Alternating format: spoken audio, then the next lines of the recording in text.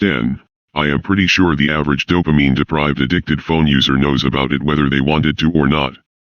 I am sure you have heard the word being used in phrases like "oh my god I stan this person so much" or "we stan" from most likely a classmate and or family member. In every video I have seen, addressing or talking about stan culture, they usually talk about the crazy things stans have done on social media. Oh, they are so toxic. Wow, some are racist. Oh my gosh, they're so annoying. And while it can be entertaining, it's very much a low-hanging fruit topic to talk about. So, I've decided to try to make my own video with my own research talking about stan culture and its effects. Before I start talking about the history, my research, and the psychological impacts of stan culture, I'm going to take a bit of time trying to define stan. If I don't define these terms, it would be hard to really get a grasp of what I'm going to talk about. So, let's do it. A person who enjoys media or a celebrity who would occasionally participate in discussion about it and even buy merchandise about the media they enjoy would be considered just an enjoyer. Most of them are enjoying a franchise or a TV show instead of an actual person. Since the definition of fan has been much more convoluted over the years, I'll try to define fan and the enjoyer over how active they are in fandom. So, the definition of fan is someone who actively participates in fandom and creates their own content surrounding the media they enjoy. Now, we can define stan. Going by the Google definition, it means an overzealous or obsessive fan of a particular celebrity. The word stan came from Eminem's song "Stan" for a crazed fan who ended up committing suicide after Eminem didn't respond to any of his letters. They would have an extreme parasocial relationship with the celebrity and would dedicate large amounts of their time-consuming fan-made creations to the celebrity. Stans are more dedicated to a certain person or a small group of people instead of the media they are seen in. Another term that is important is the word parasocial. Since I failed to explain it properly in my script 3 times while writing it, I'll just let Wikipedia define it for me. Parasocial interaction refers to a kind of psychological relationship experienced by an audience in their mediated encounters with performers in the mass media, particularly on television. Viewers or listeners come to consider media personalities as friends, despite having no or limited interactions with them. The viewer who forms the parasocial relationship considers the celebrity persona they're viewing to be their friend from how much time they spend with the celebrity on screen and how they think they know their celebrity on a personal level. Parasocial relationships usually are heightened by the celebrity being vulnerable and discussing their personal experiences towards the audience.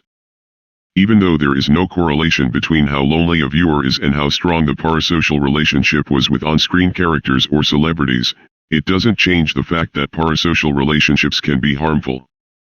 In a PBS article about parasocial relationships, they warned that by relying on one-sided interactions, a person could be creating and rehearsing unrealistic scripts of how relationships are handled in real life. Not all people who engage in parasocial relationships are secluded, awkward people with social anxiety, but people who do engage in parasocial relationships are more susceptible to becoming a stan and experiencing stan culture. Wikipedia, Celebrity Worship Syndrome, CWS, is an obsessive addictive disorder in which a person becomes overly involved with the details of a celebrity's personal and professional life. Psychologists have indicated that though many people obsess over film, television, sport, and pop stars, the only common factor between them is that they are all figures in the public eye. Here are categories about the intensity and types of celebrity worship. Entertainment. Social celebrity worship is more relaxed and has a low level of obsession. It's usually obsessively following celebrities on social media.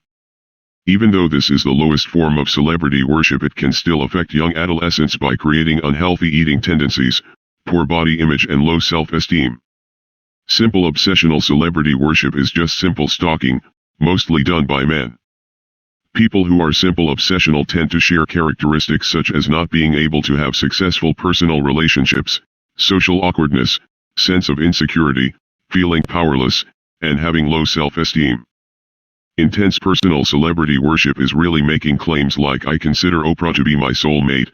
This is associated with neuroticism and psychoticism. People who have this tend to have low self-esteem towards their body, and women who have this tend to be more accepting towards plastic surgery compared to women who don't worship celebrities. Love obsessional celebrity worship is developing a love obsession to someone who does not even know they exist or have no actual relationship with. People who demonstrate this behavior are likely suffering from a mental disorder, commonly either schizophrenia or paranoia. Erotomanic celebrity worship is genuinely believing the person you worship is in love with them.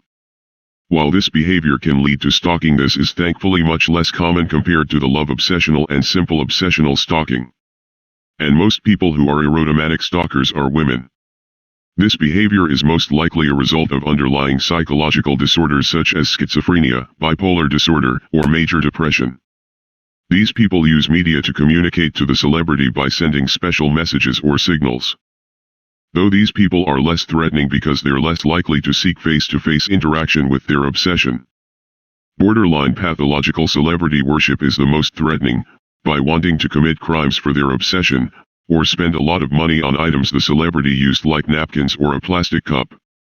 Since celebrity worship is a form of escapism and a coping mechanism to others, it can be noted about celebrity worship syndrome is the people actively participating in it have or will have harmful psychological effects by having this intense obsession. How do these types of issues even occur? How does one even fall into the rabbit hole of parasocial relationships and celebrity worship? Well, a study in Hong Kong found that students who were lower class and dealt with the absence of family tended look for a parasocial relationship with celebrities, to compensate with these downfalls, making them more susceptible to celebrity worship syndrome. And as adolescents seek someone to look up to, celebrity worship is a toxic replacement to natural connection made in real life. One of the less bad effects of celebrity worship is increased maladaptive daydreaming, but overall the effects of celebrity worship syndrome isn't anything to be proud about. Even the lowest level of celebrity worship still brings many issues that can affect how someone views themselves and other people. Researchers in the United Kingdom found that those who engaged in celebrity worship were related to having higher levels of depression, anxiety, and stress. Another effect of celebrity worship found in young women is a poorer body image. Celebrity worship can lead to higher materialism and compulsive buying. Adolescents diagnosed with CWS tend to have antisocial behavior and have issues with their identity. On the more extreme end of celebrity worship, people would experience a disconnect with reality and fantasy, often claiming that their fantasies were reality, as well as experiencing dissociation. Although this wouldn't be classified for celebrity worship syndrome, it's important to acknowledge that adolescents seek information about relationships through the media they consume, trying to understand what is the ideal relationship that they should be experiencing in real life. This can negatively impact the viewer and their relationships due to the media portraying a toxic relationship as healthy. As adolescents absorb unhealthy behaviors in media seen as normal, they in turn can affect the way they treat others in a day-to-day life. During this research, I was struggling to understand if stan culture is a recent phenomenon or has been prevalent throughout human history. Having an intense and personal relationship with the media you consume through technology has been a relatively recent development since the 20th and 21st century. But taking into the definition of a celebrity being someone or something that is very popular and well known, I have been wondering if atrocities in human history were done through this thought process that can be classified within celebrity worship syndrome. Wait, history, stans. Uh-oh. But before we talk about the fans or stans themselves, I want to talk about the etymological history of the word fan. From Merriam-Webster, fan is generally, and very likely correctly, believed to be a shortened form of fanatic. The origin of fanaticism, which can be traced back to the Latin word fanum, meaning sanctuary, temple, is less often commented on. In English, fan made an early appearance in the late 17th century only to disappear for 2 centuries, resurfacing in the late 19th century. In this later period of use, it often referred to the devoted observers of, or participants in, a sport. Now, we can talk about the history of stan culture, or in this time, fan culture. Starting from the 1800s, Lord Byron was considered the first modern celebrity. He was famous for his good looks, his love affairs, his political stance, being pro-workers, anti-British leadership, and anti-Ottomans. As he was known for his popularity, people would follow his crazy diets as trends. Note, celebrities even this early on would endorse and use their audience to help shape political views. In the 1920s, an Italian actor known for his exotic looks and called the Latin Lover. When Rudolph Valentino died from a ruptured ulcer, many of his fans would attempt or have committed suicide. Before his tragic death, he was known to create crowds with a report of 3,000 people, resulting in a broken glass window trying to see the celebrity. Note: intense emotional connections from fans to the point of self-harm was recorded this early on. In the 1960s, a band called the Beatles were so popular that it wasn't an uncommon occurrence to have crowds stop traffic trying to see them. This was called Beatlemania. Jumping to 1995, Hispanic-American singer and songwriter Selena was shot and killed by Yolanda Salvator, who was known to have been creepily obsessed with her.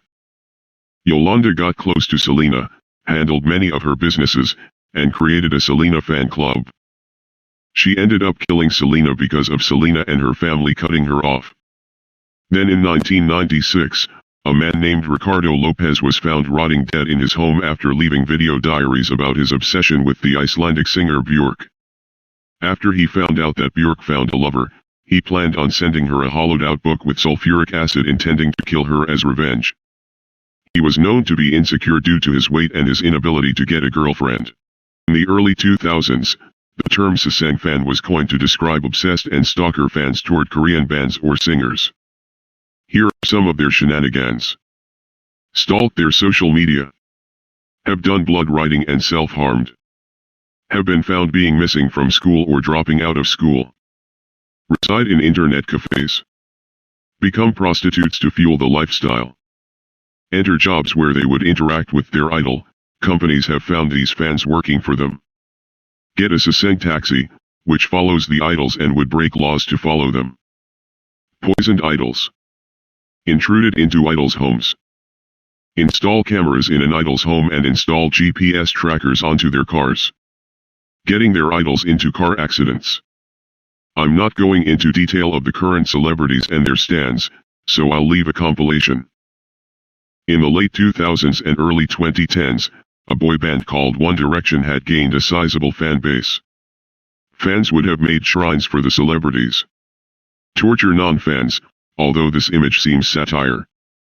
Knowing more about the celebrity than the celebrity themselves, even if this was satire, it's still creepy. Marry cardboard cutouts of the celebrity. Throw tampons at Harry Styles. Hacking into security cameras to watch the members live a normal life.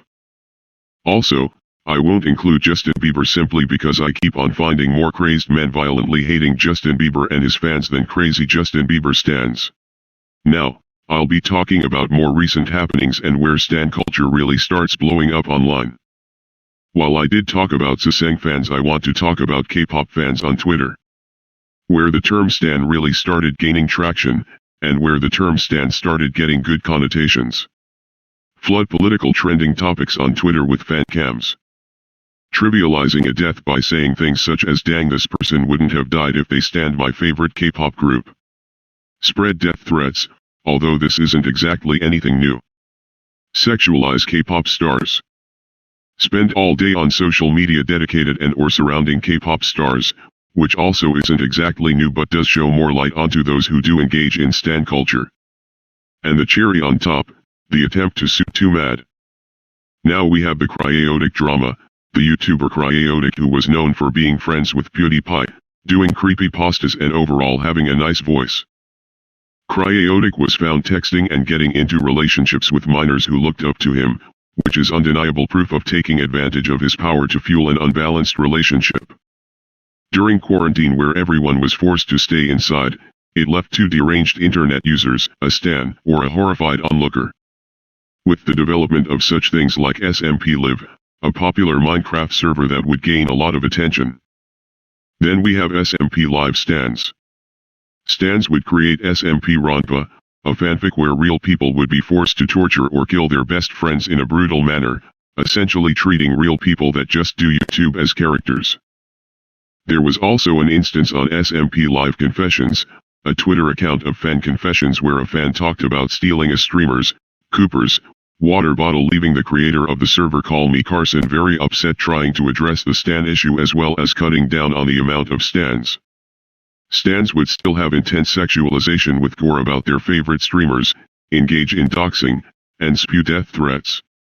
Finally, we have the Dream SMP and Dream Stans. As usual, there is doxing. Outsiders complaining about having everything about Dream SMP trend on Twitter. The creation of average_MCYT, a Twitter account dedicated to showing crazy stans that sexualize their favorite streamers who are underage in a community called Poppy Twitter. They show themselves committing self-harm, have suicide baited and have had fake suicides to guilt trip. Created the Dream Chair, which was the YouTuber and streamer Dream drawn cut up, mutilated, and their limbs reorganized so he looks like a chair. Cancel YouTubers every other day for small reasons. Have created deepfake pornography of both adults and minors who stream. This is not even talking about the countless times celebrities have been groped by fans and have been telling their fans time and time again to not do it. This whole timeline is to not only show how stan culture and celebrity worship has persisted with its culture staying relatively consistent, only changing with the advancement of technology, as well as pointing out consistent toxic behaviors stans have with their celebrity interests. Looking back on this timeline, throughout history crazed stans have always existed. It's that through social media more of their issues are put under a microscope where it can be more easily identifiable. But these are all from the lens of an outsider. What about the perspective of someone who's been in stan culture, who has engaged in it? What about a perspective of someone who's had their own stans themselves? A streamer who was on SMP Live named Josh was on his second now deleted Twitter account making a long thread preparing to cut off stans and decided if that was going to be his last interaction with them, he was also going to criticize them. Specifically the culture that stans were engaged in. This resulted in backlash from the stans themselves, a live stream he held defending his opinions, and many people not really taking him that seriously. I'm sure those people now understand what he was saying and probably regret what they said. Here are a few key notes from his Twitter thread and his live stream. Any community in which group cohesion is placed above the rights of the individual to speak and think freely is inherently evil. The stan community is a manifestation of this. The stan community is some kind of pseudo-authoritarianism in which the authority figure is actually a figurehead and the true tyranny is perpetrated by the majority. The mob. Josh says he does not see stans as a bunch of psychos. He's saying a lot of them are not in a great place and being on Twitter and engaging in stan culture wasn't helping them at all. By engaging in stan culture it amplifies not only the good but also the bad. And since he sees that stan culture is more bad than good, people are more exposed to the downfalls of stan culture. Stan culture stops being an interest in the content but the person themselves, creating a cult of personality. Just because you join stan culture for good intentions, it still can cause problems with the downfalls of stan culture. The path to hell is paved with good intentions. While one might argue with his statement by saying it hasn't negatively affected me, there is no denial that the culture attacks anyone who says anything bad about the community. People like Dream have really stopped being these people's inspirations or simple idols. They are now borderline parental figures who need to take great care of their stans. They are people in which their stans base off their morals and behavior from how their idols act. Stans normally put their idols onto a pedestal, thinking that their idols can do no wrong. If you do wrong, however, they'll attack you, so you have to constantly feed into the ideals of the person these people expect you to be. It's walking on a tightrope every single time these people stream because in the end, there will be something trending on Twitter of people educating you and what you did wrong. It feels like stan culture forces people to act the same. By not acting the same or not following the beliefs they have, it leaves a lack of individuality. They can't even think for themselves because they're so scared of the people around them judging them. Nobody benefits off of stan culture except for the ones who financially profit off of it. Stan culture shields themselves from reality. Instead of fixing internal problems, they justify these problems. Just because you know it's bad, it doesn't change the fact that you're still enabling the toxic behavior. Even though Josh did have the same points I was going to make, I still have more to say about the effects of stan culture, and it's going to be more towards the actions of stans themselves. Constantly canceling your idols and having tweets talking about educating them and saying things like, well, we wouldn't have done this if you haven't done this, is weird. And not in a good way. These people aren't actual celebrities. They don't have a PR team where they have to carefully curate and maintain a persona that is meant to be consumed by the public. It really seems like a lot of these stans cannot understand that under a simplistic persona, there is a real person who's complicated, who has controversial opinions due to their own experiences. If these stans can only comprehend a persona, they see these real people as characters, and it really leads to things like the dream chair. It's also important to remember that the prefrontal cortex is not going to be fully developed until 25, that means teenagers are more likely going to say or act on emotions and emotional impulses, misread and misinterpret social cues, and engage in dangerous and risky behavior. While this can explain the behavior of stans, this can also explain the behavior of teenage content creators. Pushing aside the cancel culture and teenage biology, I realized I didn't talk about the elephant in the room. What do you do when you're a stan and you engage in celebrity worship syndrome?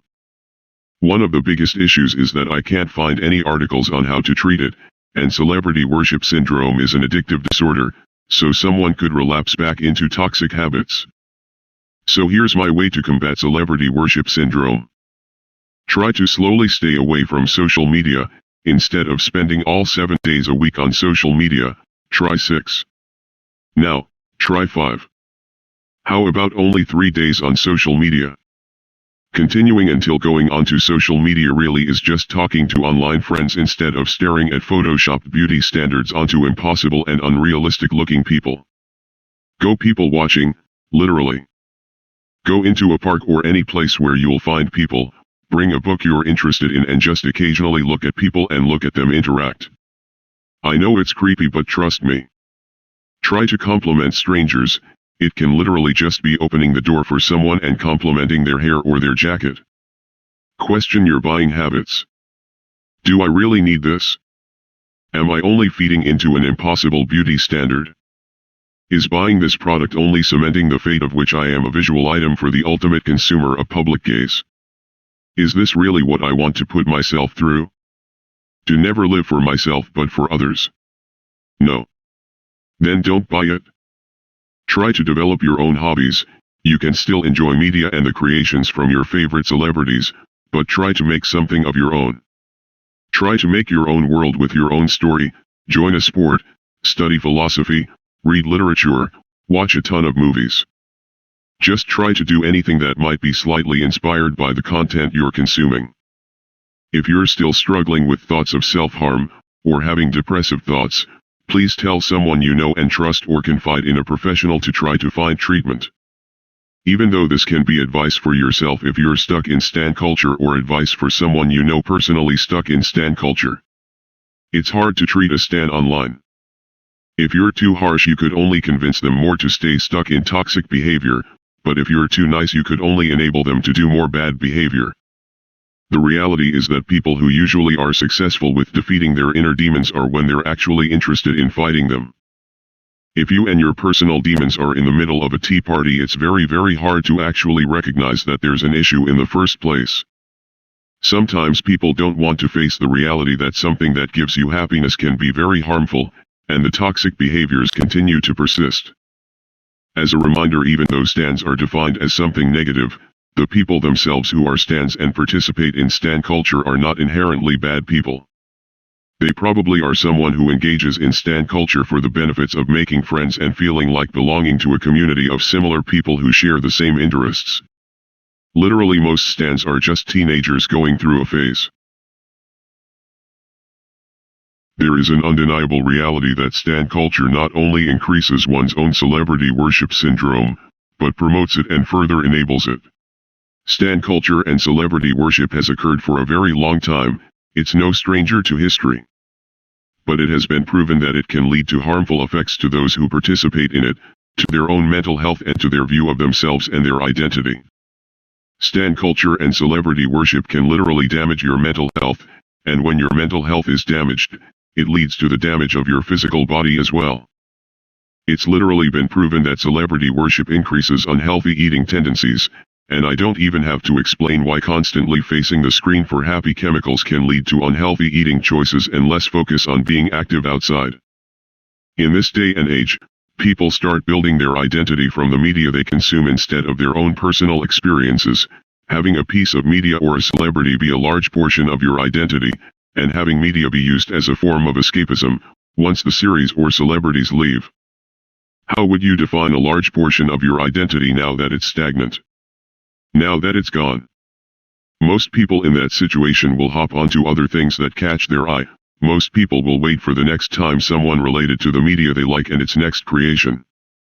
And the cycle of constantly fueling your identity with something made up and innate to soon get destroyed repeatedly. There's no denying this would leave many people lost with a heavy identity crisis. My second biggest fear is that after quarantine, when people will enter the real world, the identity that was built upon pure media cannot be compatible when talking to other people. My first biggest fear is that they won't enter the real world at all.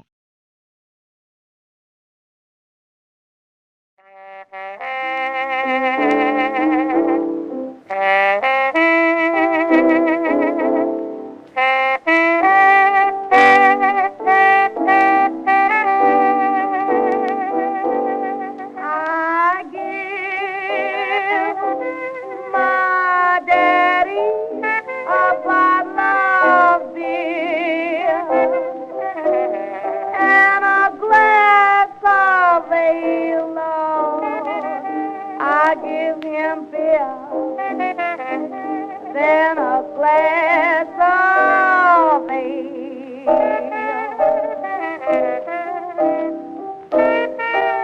Told him this time tomorrow I'd be laying in the county jail. I mean the county jail. 3 months and jail ain't no long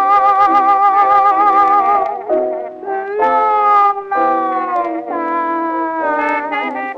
3 months in jail ain't no long time.